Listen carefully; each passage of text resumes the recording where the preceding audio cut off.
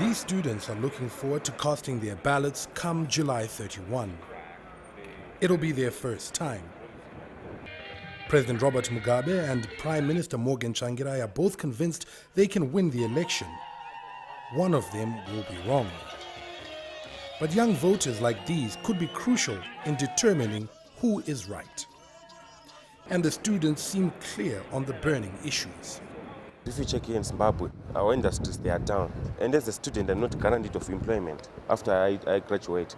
Because the industry is down, everything's down, there are high rate of unemployment. And even though Zimbabwe we are ranked as the most educated nation probably in the world, our education is not paying off. Many young people list a good education, jobs, and a stable economy as top of their wish list. The government has set up a fund to lend money so the young can build their own businesses. But students say few have benefited so far. I believe the only way that we can empower our youths is through education. We should be able to offer them free education up to a certain level so that they will be able to utilize it, they will be able to maximize on it, rather than to try and give individuals money like 10,000, 5,000. That will not work because you cannot give each and every youth in this country that amount. ZANU-PF and its arch-rival, the Movement for Democratic Change, have turned to social media to reach out to young voters. Some political analysts fear they'll need to do rather more than that to win over the youth.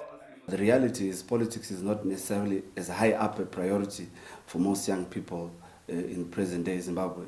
What is high as a priority in Zimbabwe is issues related to actual employment, survival, health, managing to look after siblings, and even trying to leave the country for the diaspora. And these are issues that are not being adequately addressed by the political parties that are running for political office. Still, some first-time voters remain optimistic about their role in determining Zimbabwe's future.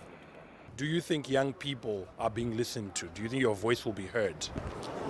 Generally, flashing back and looking at 2008 general elections, I believe as a first-time voter, really it's going to be contributory to the outcome of the next harmonized elections. Given the limited time between now and the elections, the candidates may struggle to get across a message that can convince young voters.